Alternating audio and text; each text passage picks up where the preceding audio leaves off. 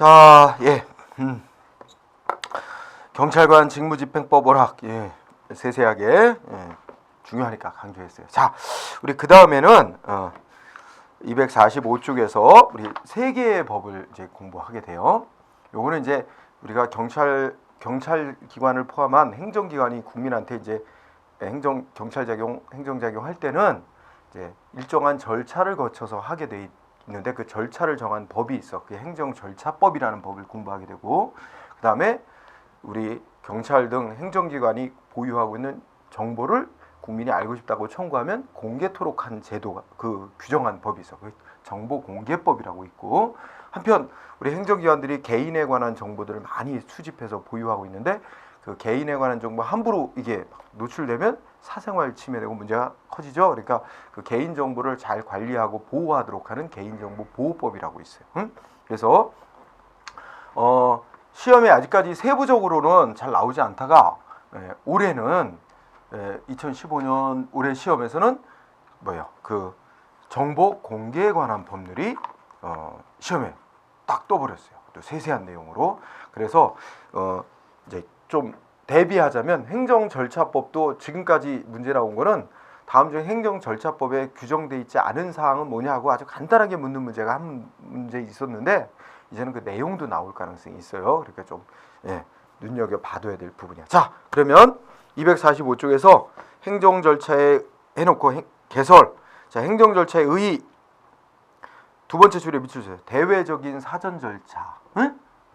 그 대외적이라는 건 국민하고 사이에서 국민한테 경찰 작용할 때 미리 사전에 거쳐야 되는 절차를 의미합니다. 응? 그런데 그 두 번째 끝에도 밑줄. 왜 국민한테 행정 조치할 때, 경찰 조치할 때 왜 일정한 절차를 거치도록 하느냐 하는 것은 그런 필요성이 있어요. 뭐가 있어? 행정을 국민의 의사를 반영해서 하도록 하는 민주화, 그리고 일방적으로 하는 것보다 상대방 얘기를 들어보고 최종 결정하는 게 적정한 작용을 했죠. 적정화. 그리고 공통된 절차를 만들어 놓음으로써 혼선을 빚지 않고 일처리를 할 수 있게 하는 점에서 능률성을 높일 수 있다. 능률화. 그리고 잘못된 작용이 이미 위법하게 잘못된 작용이 나간 뒤에 그 국민이 소송하고 뭐 손해배상해주고 해서 이거 시정하는 거는 이미 늦어. 우리가 상식적으로 생각해봐. 응? 그 범죄가 발생한 후에 신속히 범인을 검거해서 처벌하고 물론 중요해. 근데 그보다 더 중요한 건 범죄가 발생하기 전에 미리 예방하는 게 더 중요하듯이 잘못된 작용을 미리 방지하는 게 일종의 국민의 구제야. 응? 그래서 사전적인 구제 기능. 이 사전적이라는 단어의 포인트. 이거 사후적이라고 하면 X에. 그래서 여기 포인트. 왜 국민한테 사전에 일정한 절차를 거치고 경찰 작용하도록 하느냐 하는 필요성 얘기 꼭 밑줄 치고 괄호 속에 뭐 있어요? 신속하게 하려는 것하고는 거리가 먼 거죠. 시간이 좀 걸리더라도 절차를 거쳐서 하는 게 더 바람직한 측면이 크기 때문이라는 거예요. 신속성하고는 거리가 먼 거야. 그거 알아도. 그 다음에 행정 절차의 법적 근거로 첫째 줄 헌법적 근거 헌법 12조. 헌법 12조가 바로 이제 국민의 신체의 자유를 보장하는 규정이며 국민의 신체를 체포하고 구금하고 이러려면 법관이 발부한 영장 받아야 되고 적법한 절차에 따라서 해야 된다. 이 적법한 절차에 따라서 해야 한다는 헌법 규정이 국가의 모든 공권력 행사에는 다 적법한 절차에 지켜야 한다는 원칙을 선언했다고 하는 게 헌재 결정이에요. 그래서 이 헌법 12조에서 규정한 적법 절차 조항을 행정 절차의 헌법적 근거로 본다. 그리고 일반법으로는 행정절차법이라고 있고 그래서 우리가 그걸 공부하려는 거다. 그 다음에 행정절차 하자의 효과가 있어요. 만약에 법이 정한 절차를 위반하고 행정조치를 하면 어떻게 돼? 위법이 되는데 어느 정도로 위법이 되느냐? 무효냐? 취소사유인 조치냐? 이렇게 되는데 법에서 정한 경우 있는데 무효로 규정한 경우도 있어요. 그래서 동그라미 1번은 나중에 또 얘기를 하고 뒤로 가서 중요한 거 한 줄만 하죠. 그죠? 자, 동그라미 2번에 두 줄 기억법 문장 읽어보세요. 뭐라고 써 있어요? 다수설과 판례는 뭐예요? 실체법적 하자가 없더라도. 그러니까 실체법적 하자라는 건 그 경찰이 취한 조치는 내용적으로는 문제가 없어. 응? 상대방 뭐 위반한 거 분명하고 거기에 대해서 적정한 조치를 취했어. 그러니까 내용적으로는 아무 문제가 없지만 법이 요구하는 절차를 안 거치고 했어. 그러면 절차만 위반한 게 있어. 그렇더라도 어떻게 돼? 절차만 안 거치고 있어도 위법이다라고 본다는 거예요. 그래서 그 밑 두 줄 다수가 판례에 따르면 내용의 하자가 없더라도 실제법적 하자 없어도 절차상의 하자만 있어도 그것만으로도 위법이 되는 거다. 독자적인 위법 사유로 인정. 다만 위법의 정도는 셋째 줄은 뭐야? 판례는 주로 취소 사유로 본다. 무효까지는 아니고 주로 취소 사유로 본다. 이런 정도로 인정. 자, 그 다음에는 우리 행정절차법 내용을 보자. 우리 행정절차법은 동그라미 3번에 포인트를 두죠. 동그라미 3번에 보면 5가지 행정작용에 관한 절차를 규정해놨어. 그 5가지 밑줄 쳐보자. 처분하는 절차, 처분, 행정상 입법예고, 행정예고, 그 다음에 국민이 신고해오면 처리하는 절차, 신고절차, 행정지도라는 절차. 5가지 작용하는 절차에 관해서만 규정을 두고 있어요. 따라서 두 번째 줄 끝에 행정계획, 공법상 계약, 행정조사, 또 사전에 약속하는 뭐 조치할 거다라고 하는 확약 이런 거에 대해서는 규정이 없어. 그래서 3번만 여기서는 중시해. 우리 행정절차법에서 규정하고 있는 행정작용, 그러니까 절차에 관해서 규정하고 있는 행정작용의 종류는 5가지만이야. 있으면 좋은 건데 있어야 될 필요도 있는데 규정 안 해놓는 거. 두 번째 행정계획 이런 거 없다. 3번 중시. 자, 주요 내용. 아직까지 이제 시험에 한번 나왔던 게 뭐냐면 지금 읽은 이 특징에서 동그라미 3번 있죠? 우리 행정절차법에서 규정해놓고 있지 않은 가는 걸 골라라 하고 이제 이 목록을 그냥 이렇게 나열해 놓은 거. 그거 한번 나왔지만 요새 출제 경향 보면 이 법의 내용도 나올 가능성이 있으니까 여기 법을 주로 소개해 놨어요. 여러분들이 공부할 거 주요 내용에서 밑에 내려와 2번 적용 범위 있죠? 적용 범위에서 적용 범위 1항 처분, 신고 등 5가지 작용에 관해서 다른 법의 절차 규정이 있으면 다른 법대로 하되 특별한 규정이 없으면 이 절차법에서 정한 절차를 따르도록 한다 하면서 동그라미 2항 다음에 9가지 항목에 대해서는 이 행정절차법이 정한 절차를 적용 안 받는데 적용 안 해도 된대. 그래서 여기 적용 범위의 2항 공부에 행정절차법 적용하지 않는 사항, 국회나 지방의회 의결 거치는 거, 법원에 재판 거치는 거, 헌재 심판 거치는 거, 선관위 의결 거치는 거, 감사위원회 거치는 거, 형사행정 보완처분 관련 사항, 그렇죠? 이렇게 가지고 9가지 항목이 있어요. 요거 공부하고 3번 제목 행정절차법은 행정작용할 때 국민의 신뢰에 맞게 하라고 시인의 성실의 원칙 규정해놨다. 신뢰보호 원칙 규정 제목 내용 읽어보고요. 그 다음에 4. 투명성 원칙 행정작용은 명확하게 해야 된다는 뜻으로 구체적이고 명확하게 해서 투명성 규정해놨다. 그 다음에 5. 관할에 대해서도 규정해놨다. 자, 관할에서는 세 번째 줄 동그라미 2항 관할이 뭐야? 업무 영역이란 말이야. 응? 행정청의 업무 영역 관할이 불분명해가지고 서로 다투어. 그러면 어떻게 해결한다? 첫째 이건 읽어보자. 해당 행정청을 공통으로 감독하는 상급 행정청이 결정 내리고 누가 할지를 끝에가 중요해. 공통으로 감독하는 상급 행정청이 없을 때는 각각의 상급 행정청이 협의해서 결정한다. 응? 예를 들어보자. 자, 여기 서울에 종로경찰서장하고 마포경찰서장하고 서로 이 누구네 권한 사항이다. 그리고 다툼이 있어. 그러면 누가 결정할까요? 공통의 상급관청이 서울지방경찰청장이야. 서울지방경찰청이 누가 할지를 결정하는 거예요. 그죠? 그런데 서울의 종로경찰서장하고 경기도에 있는 남양주경찰서장하고 권한이 다툼이 있다. 그러면 어떻게 돼? 각각의 상급행정청은 서울지방청장, 경기지방청장이야. 그러면 각각 상급행정청이 다를 때는 어떻게 돼? 각각의 상급행정청끼리 협의해서 누가 할지 결정한다. 응? 그래서 포인트 마지막 줄에 각 상급행정청이 협의한다. 이 부분을 포인트로 잡고 그 다음에 법에는 행정청끼리 서로 협조해야 될 의무도 규정해놓고 도와달라고 요청이면 원칙적으로 도와주라고 응원해주라고 규정이 있다 정도로 보고 그 다음에 8항 당사자 등의 자격 읽어보세요. 이 중에 여기서 당사자 등이란 행정 절차에 참여가 인정된 자를 말하는데 행정절차에 참가하는 거 인정된 자를 말하는데 누구도 될 수 있어요. 다음 페이지 248 자연인 사람만이 아니라 2번 법인도 법인 아닌 단체도 될 수 있어. 응? 그래서 2호에다 밑줄 쳐놓고 법인 아닌 단체도 될 수 있다. 자, 그리고서는 어디로 가보냐? 248쪽에 맨 아래 13번 송달에 관해 봐. 14조 송달. 송달이라는 건 이제 보내가지고 도달시키는 거야. 예를 들어 운전면허 정지 처분을 한다고 쳐봐. 그러면 운전면허 정지 처분서를 작성해서 서장 이름으로 작성해서 상대방한테 우편문 같은 거로 보내야 되겠죠? 상대방한테 도달이 됐을 때부터 효력이 생깁니다. 그러면 자, 송달과 관련해서 우리 공부하는 거 넷째 줄 2항 있죠? 2항 교부에 의한 송달 밑줄 치고 교부에 의한 송달 꼭 읽어봐야 돼요. 교부에 의한 송달은 만나기로 약속하고 찾아가서 문서 전달하는 게 교부에 의한 송달이에요. 행정문서 전달하는 거. 교부에 의한 송달은 수령 확인서를 받고 문서를 교부한다. 그런데 만나지 못했을 때는 어떻게 한다? 예, 그 종업원이나 동거인에게 교부해도 된다. 응? 그런데 정당한 사유 없이 받기를 거부하는 자에게는 어떻게 할 수 있어? 그 거부한다는 사실을 수령 확인서에 기재하고 그 장소에 놓아두고 올 수 있게 돼 있어요. 그거 공부하고 2항. 그 다음에 3항. 메일 같은 거로도 보낼 수 있어. 정보통신망을 이용해서 송달할 수도 있어. 정보통신망을 이용해서 송달할 때는 어느 때만 할 수 있어? 상대방이 동의할 때만 쓸 수 있어.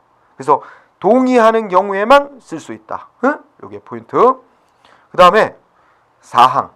상대방의 주소 등을 통상적인 방법으로 확인할 수 없거나 두 가지 경우. 상대방의 주소를 통상적인 방법으로 확인할 수 없는 경우 또는 송달이 불가능한 경우. 이렇게 어느 한쪽이든 두 가지 경우에는 뭐 해야 돼요? 정부가 발행하는 신문인 관보, 공보, 게시판, 일간신문 중 하나 이상의 공고하고 인터넷에도 별도로 공고해야 된다. 응? 그러니까 두 가지 이상 방법으로 공고를 하래요.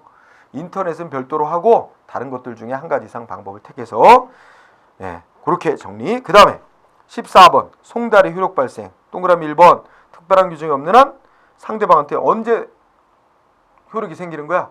키워드는 도달됐을 때부터. 도달 키워드. 두 번째 2항. 상대방이 동의를 해서 매일같이 정보통신망으로 보냈다. 언제 도달된 거로 봐? 셋째 줄. 상대방이 지정한 컴퓨터 등에 입력된 때. 따라서 입력된 때 밑줄. 요거 바꾸면 상대방이 컴퓨터 파일 열어봤을 때, 확인해봤을 때 아니야. 입력만 되면 도달이에요. 입력된 때. 그 다음에 이 아까 공고라는 방법을 쓸 수 있었죠. 공고라는 방법을 썼을 때는 언제 효력이 생긴다고 특별한 규정이 돼 있으면 그때 효력이 생기는 거지만 특별한 규정이 없으면 공고한 지 며칠 지나면 효력 발생한다. 자, 14일. 거기 넷째 줄 14일이 중요한 단어. 14일이 지나면 도달된 거로 치는 거예요. 그렇게 정리.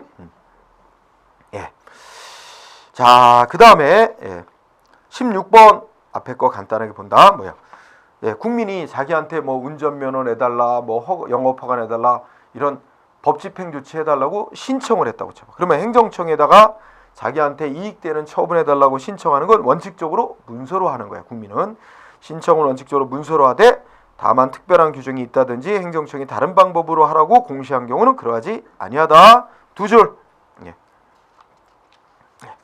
그 다음에 넷째 줄. 자, 국민이 처분을 신청할 때 전자문서로도 신청할 수 있어. 응? 국민이 처분을 신청할 때 전자문서로 하는 경우에는 행정청의 컴퓨터에 입력이 된 때 신청이 된 것으로 본다. 거기까지 자릅니다. 그 다음에 18번 1항 2항만 공부해. 행정청은 허가 같은 거 신청하는 국민들의 편의를 위해서 어떻게 돼? 허가 신청하면 얼마나 기간이 걸려서 허가 여부 결정이 나오는지 그 처리 기간을 미리 정해서 공표하라고 돼 있어요. 다만 얼마 걸린다고 공표를 했는데 그 공표한 기간 내에 처리하기 곤란할 때는 한 차례 연장할 수 있어. 그 정해진 기간에 한해 1회 안에 연장할 수 있다. 그 1항, 2항 정도 체크. 다음 페이지. 19번도 간단히 행정청은 필요한 처분 기준을 그러니까 허가 내주는데 필요한 기준, 이런 거 허가할 때 고려하는 기준, 이런 필요한 처분 기준을 해당 처분의 성질에 비추어 되도록 국민이 알기 쉽게 구체적으로 정해서 공표해야 된다. 한 줄이면 된다. 자, 20번 중요. 사전 통지라는 게 중요합니다. 어느 때?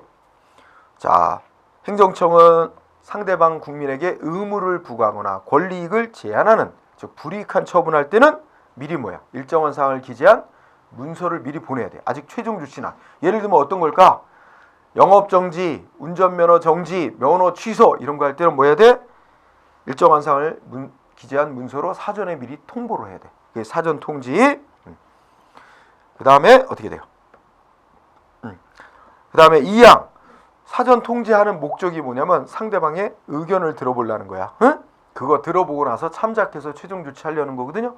그런데 상대방의 의견을 듣는 방법 중에 청문이라는 게 있어요. 2항 행정청은 청문을 하려면 청문하기 시작되는 날부터 10일 전까지 일정한 사항을 통지해야 된다. 청문을 하려면 10일 전까지. 그거 공부한다. 그 다음에 4항 공부해요. 다음 각 호에 해당하는 사항에 대해서는 사전 통지 안 해도 된다. 예외 사유, 사전 통지 안 해도 되는 예외 사유가 3가지가 있어. 그것도 체크하고 공부할 것. 그 다음에 21번으로 내려갑니다. 아까 사전 통지하는 건 국민의 의견을 들어보기 위한 거죠. 그래서 국민의 의견을 들어보는 절차로 이 절차법에서는 청문이라는 절차, 공청회라는 절차, 의견 제출이라는 절차 이렇게 3가지를 규정해 놨습니다. 그 중에 지금 21쪽에 청문을 얘기하고 있어요. 자, 어느 때 청문하냐? 청문하는 경우, 청문 실시해야 되는 경우, 자, 3가지가 있어요. 법에서 정해놓은 경우, 행정청이 필요하다고 인정하는 경우, 3번째, 당사자가 일정한 경우에 당사자가 신청하는 경우 이렇게 해서 3가지 규정이 있다. 그 다음에 2항 공청회 얘기하고 있죠. 널리 의견을 수렴할 필요가 있으면 행정청 공청회를 개최한다 이랬어요. 이거 넘어가세요. 다음 페이지 동그라미 3항 공부합니다. 행정청이 상대방한테 의무를 부과하거나 권리익을 제한하는 처분을 할 때는 어떻게 돼요? 아까 앞서 말한 청문을 하거나 공청회를 개최하지 않는다면 최소한 상대방한테 의견을 제출할 기회는 돼. 여기서 의견 제출한 담당 공무원 찾아와서 자기 변명할 기회 주는 걸 말합니다. 의견 제출 기회를 줘야 돼요. 그러니까 뒤집어 해석하면 어떻게 돼? 청문을 한다든지 공청회를 개최할 때는 의견 제출 기회는 안 줘도 된다는 말이 됩니다. 3항. 그리고 4항 보면 사전 통지를 안 해도 되는 경우 또 상대방한테 의견 진술 기회를 줬는데 자기가 의견 제출 안 하겠다고 포기한다고 명백히 표시한 경우는 상대방 의견 청취를 하지 않을 수도 있다. 그런 정도 보고 그 다음에 22조 의견 청취 절차를 거친 다음에 최종 참작해가지고 최종 조치를 하겠죠. 최종 조치할 때는 또 뭐 해야 돼? 왜 이러한 조치를 하는지 위반 사실, 법적 근거 이런 걸 명시한 이유를 제시해야 됩니다. 그래서 이유 제시 의무가 명시돼 있어요. 그죠? 다만 그래서 밑에 번호가 1, 2, 3번인데 3가지 경우는 처분할 때 이유 제시를 안 해도 돼요. 3가지가 뭐야? 신청한 내용 그대로 다 들어주는 처분할 때, 단순 반복적이거나 경미한 내용의 처분으로서 이유를 명백히 알 수 있을 때, 긴급할 때 이럴 때는 이유를 제시하지 않고 해도 돼.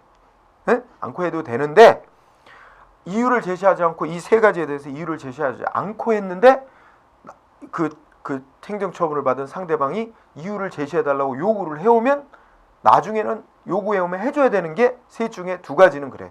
이 중에 1호는 어떻게 돼요? 처분할 때 이유를 제시하지 않고 해도 되고 처분을 하고 난 후 상대방이 요구를 해와도 이유 제시 안 해도 돼. 그러나 2호와 3호는 처분할 때는 이유 제시를 안 해도 되지만 나중에 상대방이 요구를 해오면 그때는 해줘야 되는 거로 돼 있어요. 그 문장이. 그래서 이유 제시 꼭 공부하고. 그 다음에 23번 처분의 방식. 첫째 1항만 공부합니다. 뭐야? 행정청이 처분할 때는 특별한 규정이 없는 한 원칙적으로 문서로 해야 된다. 전자문서로 처분하려면 동의가 있어야 된다. 예외 신속하게 할 필요가 있거나 경미한 사안일 때는 문서나 구술동 말로도 할 수 있다. 이런 정도로 1항. 24번 처분의 정정. 요거는 그대로 여러분 설명 필요 없고 읽어두고요. 그 다음에 자, 의견 제출. 의견 제출에 대해서 규정이 있죠. 자, 의견 제출이란 행정청이 어떤 작용을 하기에 앞서 상대방이 행정청에 와서 자기 의견을 제시하는 절차에서 청문이나 공청회가 아닌 절차를 말하며, 2번째 줄에 당사자 등은 최종 처분에 앞서 행정청에 서면으로 또는 말로 정보통신망을 이용해서 의견 제출할 수 있다.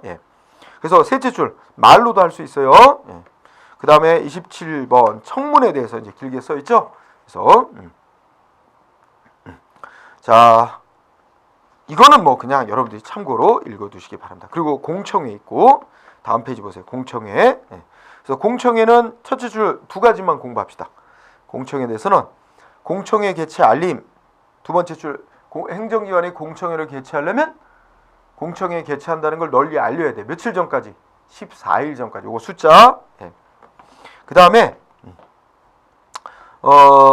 어디를 공부하냐면 셋째 줄 전자공청회라는 걸 공부해야 돼. 자, 거기에 셋째 그때 행정청은 통상적인 공청회와 병행해서만 정보통신망을 이용한 전자공청회를 실시할 수 있다.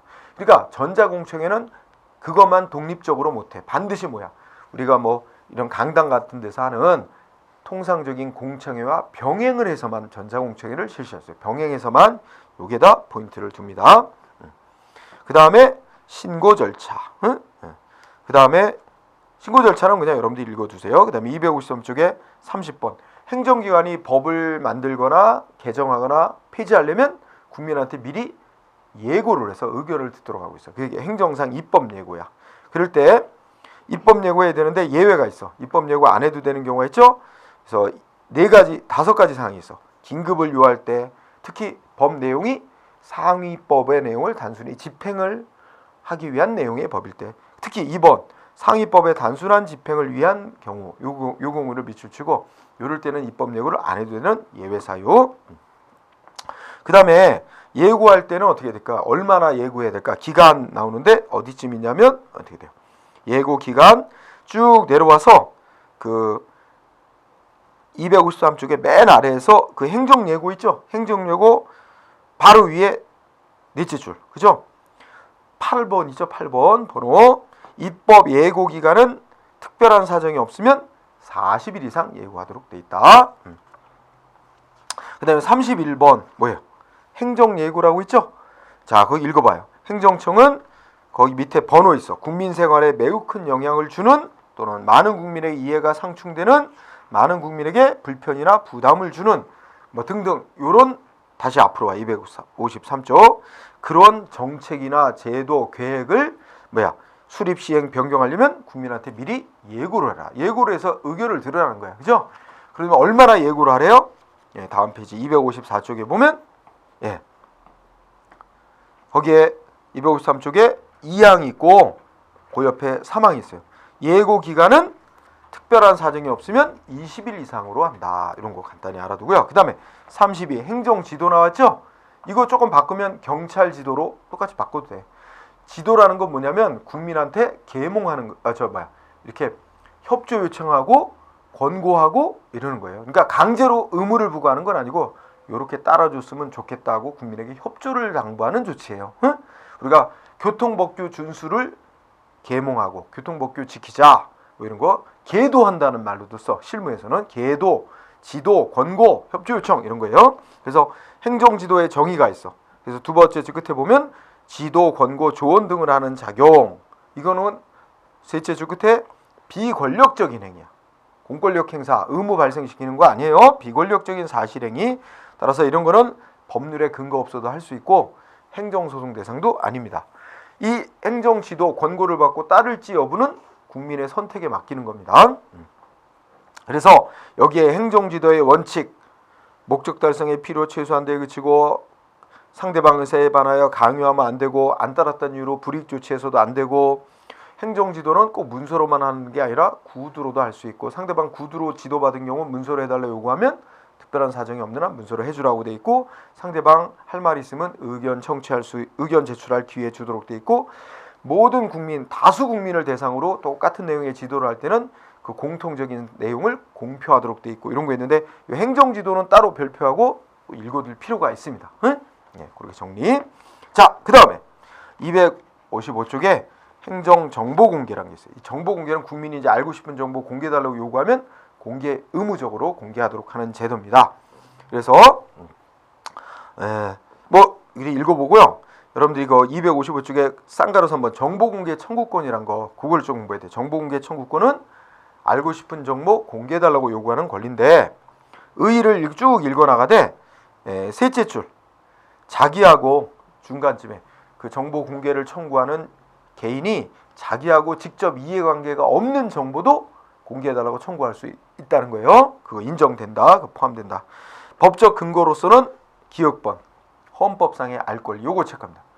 이 알 권리라는 권리가 국민의 기본적인 권리로 인정되고 있는 거예요. 헌법상의 기본권. 그래서 헌법상의 알 권리를 근거로 알고 싶은 정보 국가에다가 청구할 수 있어요. 그죠? 알 권리. 그래서 이 알 권리의 헌법 조항 근거는 헌법 제21조 언론 출판 집회 결사의 자유를 나타내는 표현의 자유야. 그래서 기억법만 중시. 그리고 뒤로 갑니다. 그러면 이제 그 법률로 256쪽에 공공기관의 정보 공개에 관한 법률 이거 있죠? 이거 올해 시험에 나왔단 말이에요. 그래서 공부할 거 우선 1항 공부합니다. 공개 대상인 정보는 어떤 정보냐? 공공기관이 직무상 작성 또는 취득하여 관리하고 있는 문서 등 정보 보유 저장 형태는 상관 안 해요. 공공기관이 직무상 작성 또는 취득하여 보유하고 있는 정보다. 그래서 1항 공부하고 그 다음에 공개하는 방법은 꼭 원본만 공개하는 게 아니고 열람, 복사, 사본 이런 것도 줄 수 있어요. 그래서 공개 뭐 읽어보고. 자, 3항 공개 의무 있는 공공기관인데 모든 국가기관. 근데 여러분 뭐 경찰 여러분들이 이제 경찰은 경찰 당연히 공개할 의무 있으니까 뭐 신경 쓰지 않고 넘어가야 돼요. 자, 4항 보세요. 4항 정보 공개 원칙. 공공기관이 보유 관리하는 정보. 그러니까 공공기관은 여러분 경찰기관으로 생각하면 돼요. 경찰서, 지방청 뭐 다 경찰기관이 보유 관리하는 정보는 국민의 알 권리 보장을 위하여 적극적으로 공개해야 된다는 원칙을 선언하고 그 다음에 6항 봐세요. 정보 공개 청구권은 누구한테 인정되고 있어요? 정보 공개 청구권은 밑줄 모든 국민 따라서 어떤 정보의 이해관계가 있는 국민에 한정하는 거 아니야. 모든 국민. 또 하나는 첫째 끝에 외국인, 일정한 외국인. 그래서 그거 꼭 읽어두고요. 그 다음에 오른쪽으로 가봅시다. 9번 257쪽에 9번. 이 법은 공개해야 하는 걸 원칙으로 선언해 놓고 있으면서 다음에 해당하는 8가지 항목에 해당하는 정보는 공개하지 아니할 수 있다. 이렇게 돼 있어요. 그래서 9번 비공개 대상 정보 여러분들이 꼭 읽어둘 필요가 있어요. 8가지 항목에 해당하는 정보는 공개하지 아니할 수 있다.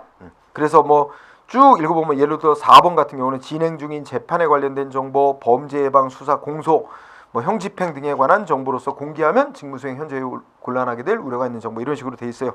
8가지 항목 한번 여러분들 읽어두기 바라요. 그 다음에 258쪽 보세요. 10번. 자, 정보 공개 청구할 때 어떤 방법으로 할 수 있어요?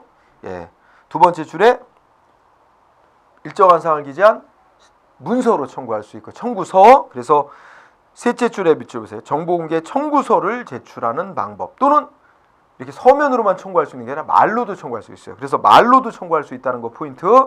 그리고 정보 공개 청구할 때는 두 번째 줄에 있듯이 어떻게 청구하는 사람의 이름, 주민등록번호, 연락처 다 기재하게 돼 있죠. 그러니까 이건 실명으로 청구하는 거지 익명으로 청구하는 거 아니에요. 자, 10번 공부하고 11번 숫자 유예돼. 정보 공개 청구가 들어오면 여러분 경찰기관은 어떻게 해야 돼요? 공개해야 될 정보라면 아니죠. 공개해야 될지 말지 10일 안에 결정 내려야 돼. 그래서 1항 되게 중요해. 공공기관은 즉 경찰기관은 정보 공개 청구받으면 청구받은 날로부터 10일 이내 공개할지 말지 결정 내려야 된다. 10일. 그다음에 2항은 이제 부득이한 사유 있으면 10일 범위 안에서 연장할 수 있다는 거예요. 총 20일 안에는 청구받은 지 20일 안에는 공개할지 말지 결정 내려야 된다는 취지입니다. 넘어가고 그 다음에 12번 우리 경찰기관에는 뭐예요? 공개 청구 들어온 거 심의하는 거 그러니까 공개할지 말지 이런 거 누가 결정하냐면 경찰기관의 장이 결정하는데 그거 도와주기 위해서 보조하기 위해서 정보공개 심의라는 기관이 있습니다. 그래서 읽어두고요. 그 다음에 13번은 정보공개 청구받았을 때 우리 경찰기관은 공개할지 말지 아까 정해진 기간 내에 공개할지 말지에 대해서 공개하기로 결정냈으면 또 언제 어떻게 공개한다고 통보해 줘야 되고 공개 거부 결정할 수 있는데 공개 거부 결정하면 무슨 근거로 거부했는지 그리고 여기에 대해서 상대방 승복 못하면 어떻게 하면 될지 이것 이제 역시 문서로 통보해 줘야 돼. 읽고 지나가고요. 14번도 부분 공개. 자, 공개해달라고 정보공개 청구 들어왔는데 공개할 수 있는 부분과 공개할 수 없는 부분 섞여 있어. 근데 그걸 분리해낼 수 있다면 적어도 공개할 수 있는 부분만이라도 일부만이라도 공개를 해야 한다는 규정이 있어요. 부분 공개. 예. 그 다음에 15번 항목은 뭘 말하냐면 셋째 줄 2항을 보세요. 거기 보면 공공기관이 정보를 보유하고 있는 형태는 전자적 형태로 보유하고 있지 않아. 근데 청구하는 국민은 뭐 메일로 보내달라, 디스켓에 담아달라 이런 식으로 전자적 형태로 보유하고 있지 않은 정보인데 전자적 형태로 공개해달라고 요구를 해왔어. 그러면 어떻게 직무수행에 지장이 없는 한 전자적 형태로 바꿔서 공개해줘야 된다. 이렇게 공개할 수 있다라고 돼 있어요. 그래서 전자적 형태로 보유 관리하고 있지 않은 정보도 전자적 형태로 변환하여 공개할 수 있도록 돼 있습니다. 예. 그 다음에 17번으로 보세요. 비용 부담 중요한데 정보 공개하는데 예를 들어 뭐 복사비라든지 우송료라든지 이런 게 있을 수 있잖아. 첫째 줄 정보 공개 및 우송 등에 소요되는 비용은 실비의 범위 안에서 누가 부담한다? 청구인이 부담한다. 청구인이 부담하게 돼 있어요. 예, 공공기관이 경찰기관이 부담하는 거 아니에요? 공공기관 부담하는 거 아니야. 이런 거 이제 시험 문제 일반 공무원 시험 보면 정보 공개에 소요되는 비용은 국민의 알 권리 보장 차원에서 공공기관이 부담하도록 돼 있다. 그럼 틀리는 거야? 이거는 무분별한 청구를 막기 위해서 청구인이 부담하도록 규정하고 있습니다. 그 다음에 18번 중요 불복 구제 절차. 정보 공개 청구를 했는데 거부 결정이 나왔다든지 또는 청구한 지 20일이 지나도록 아무런 결정이 없다든지 그러면 어떻게 해요? 예, 세 가지 구제 절차가 있어. 첫째가 하나가 뭐냐면 이의 신청이야. 그래서 여러분들 이의 신청에 따라서 네 번째 줄 중간 30일 안에 해당 공공기관에 문서로 이의 신청할 수 있다. 이 줄. 그리고 이의 신청이 들어오면 경찰기관은 어떻게 돼? 이의 신청 들어온 사건에 대해서 7일 안에 결정 내리고 통보해 주도록 돼 있다. 그렇게 홍보. 그 다음에 중간쯤 내려가면 18번 항목에서 둘, 넷, 여덟째 줄 행정심판이라고 돼 있죠.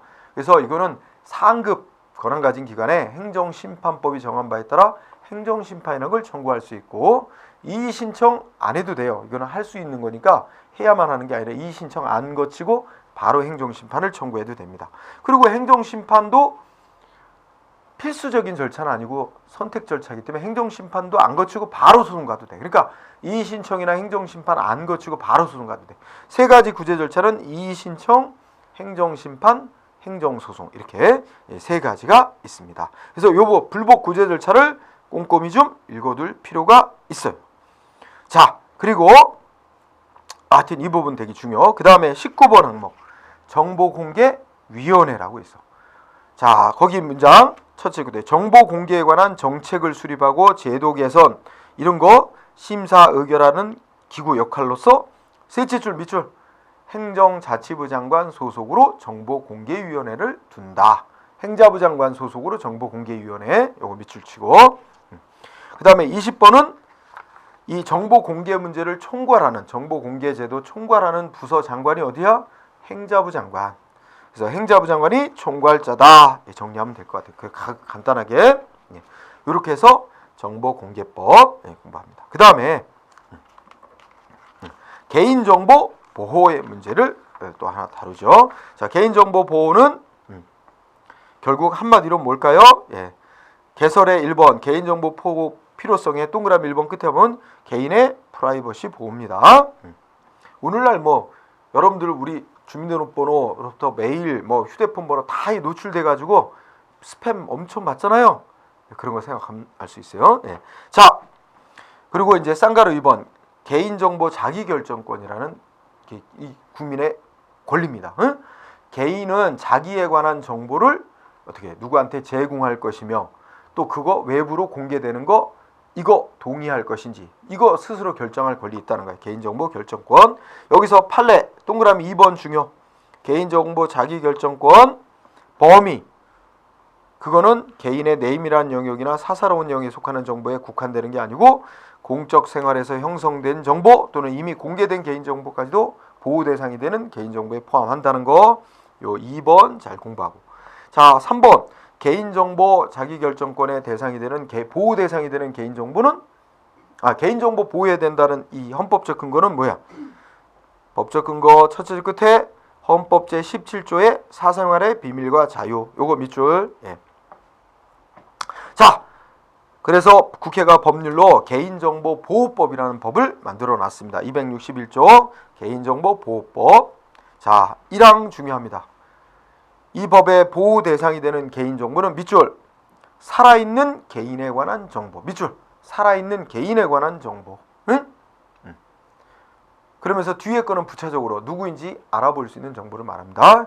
자, 살아있는 개인에 관한 정보니까 사망한 사람에 관한 정보 제외, 사망자 제외, 또 살아있는 개인이 아닌 법인, 단체에 관한 정보 제외야. 그렇죠? 살아있는 개인에 관한 정보만이야. 밑줄. 그리고 이 법에서 말하는 개인정보 처리자는 이 법이 정한 법을 지켜야 되는데 개인정보 처리자 속에는 경찰을 포함한 공공기관만이 아니라 민간 개인이나 민간 단체도 다 포함하고 있습니다. 자, 그리고 3항 개인정보 보호 원칙.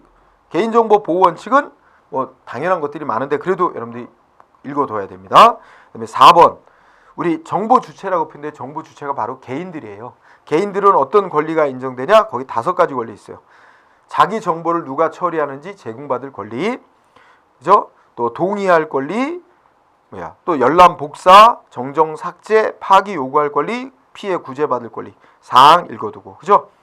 그 다음에 밑에 5번 개인정보에 관한 보호, 개인정보 보호에 관한 사항을 심의 의결하기 위하여 누구 소속으로? 대통령 소속으로 개인정보보호위원회를 둔다. 한 줄이면 돼요. 또 체크하고. 자, 그러고서 어디를 가느냐? 262쪽 10번을 갑니다. 10번 개인정보를 수집 이용할 수 있는 경우, 그죠? 자, 우리 경찰이든 민간 개인이든 우리 기업이든 개인정보를 수집해서 이용하려면 요 6가지 요건에 해당할 때만 개인정보를 수집해서 그 원래 수집 목적 범위에서만 이용할 수 있습니다. 그래서 수집 이용 요거 한번 읽어보고요. 그죠? 그 다음에 12번도 한번 읽어보세요. 개인정보를 수집해 놨다가 다른 목적으로 이용하거나 다른 자에게 제공하려면 이런 요건에 해당할 때만 또 제공할 수 있어요. 그래서 본인의 동의를 얻거나 뭐 해야 되만 제공할 수 있어요. 자, 12번도 한번 읽어보고요. 그 다음에 13번 꼭 읽어주세요. 개인정보 목적 외 이용 제공 제한이라고 했죠. 개인정보를 처리하는 국가기관이든 민간이든 어떻게 돼? 원래의 수집 목적 이외의 목적으로 이용하거나 타인에게 제공하면 안 되는 게 원칙인데 동그라미 2항에 보면 예외가 있어요. 예외가 거기서부터 쭉 있죠. 그래서 13번 항목 잘 공부할 필요가 있습니다. 그 다음에 어디를 가느냐? 264페이지 다음 페이지 가보세요. 다음 페이지 가면 맨 아래 18번 항목이 있어. 민감한 정보, 민감 정보는 처리 제한 이렇게 돼 있죠. 그래서 읽어봅시다. 국가기관이든 민간이든 개인정보를 처리하는 자는 개인의 사상이나 신념, 노조나 정당의 가입 탈퇴 여부, 정치적 견해, 건강, 성생활 등에 관한 정보 그 밖에 사생활 천저히 침해 우려가 있는 개인정보로서 대통령령으로 정하는 정보 이런 게 바로 민감정보라고 정의가 된 거예요. 민감한 정보는 원칙이 뭐야? 처리하면 안 된다. 즉 수집, 보유, 편집, 가공, 검색, 제공 뭐 이런 거 하면 안 된다는 거예요. 단 예외가 있다. 2가지. 첫째, 다른 법에서 가능하게끔 규정을 해놓은 경우, 그 다음에 개인 본인으로부터 별도 동의를 받은 경우는 예외로 한다. 그죠? 18번 항목. 그 다음에 19번 항목. 고유 식별정보.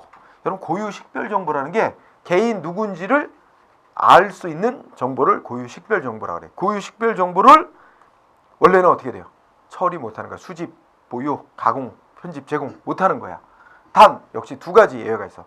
다른 법에서 그러니까 별도로 정한 경우, 또 하나는 뭐야? 본인의 동의를 별도로 얻은 경우. 그래서 이 고유 식별 정보 여러분 간단히 생각해 보세요. 고유 식별 정보에 해당하는 정보가 뭐가 있을까? 아, 그래요. 주민등록번호. 2번째 뭐 있어요? 아, 운전면허 번호, 여권 번호. 그다음에 외국인 같은 경우는 외국인 등록번호 뭐 이런 게 예를 이제 대통령령으로 정해놨습니다. 이게 19번. 그 연결되는 게 20번이죠. 고유 식별 정보인 주민등록번호. 여러분들 우리 이제 뭐예요? 그 개인 주민등록번호 마음대로 요구 수집 못해요. 민간 업체에서 뭐 사이트 가입하는데 주민등록번호 요구하거나 이거 못하게 돼 있어요. 그리고 이미 수집해놓은 주민등록번호 다 폐기시키도록 돼 있습니다. 응? 단 예외가 있어. 법에서 우리 공공기관, 행정기관이 불가피하게 행정 업무 수행을 위해서 필요한 때 뭐 이렇게 해서 예외는 있긴 있습니다. 정리하고. 그 다음에 21번은요. 예, 영상 정보 처리기기 처리 제한 있죠? 영상 정보 처리기기 하면 우선 떠오르는 게 장치가 뭐가 있어? 아, CCTV. 1항 읽어보면 누구든지 공개된 장소에다가 CCTV 함부로 설치 못하는 거야. 5가지 목적 이외에는 영상 정보 처리기기 설치 운영 못한다. 그리고 또 뭐야? 목욕탕, 화장실, 찜질방 뭐 이런 데도 CCTV 설치 못하게 금지돼 있어요. 응? 그리고 단 정신병원, 뭐 교도소 이런 데는 예외로 하고 있고, 그리고 꼭 읽어보세요. 그리고 마지막에 아니라 그 영상 정보 처리기기 부분 중에 쭉 내려가서 5항을 보세요. 5항 보면 영상 정보 처리기기 운영자는 설치 목적과 다른 목적으로 임의로 조작하거나 다른 것을 비추면 안 되며, 특히 마지막에 뭐예요? 녹음은 못해요. 찍기만 하게 돼 있는 거야. CCTV 설치해도 녹음은 못하게 돼 있다는 거 알아둡시다. 자, 그 다음엔 뒤로 가봅시다. 뒤로 가서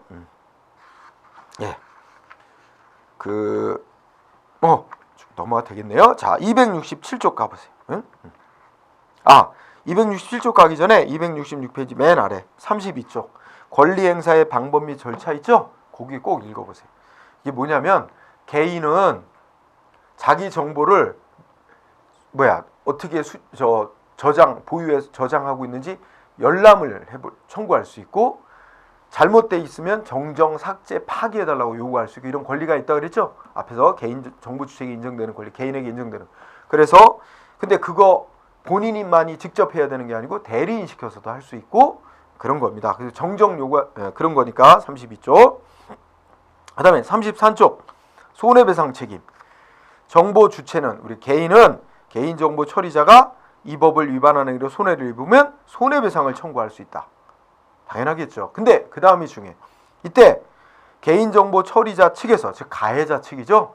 가해자 측에서 고의나 과실이 없었다는 걸 입증을 못하면 손해배상할 책임을 면할 수 없다. 이 부분이 중요해.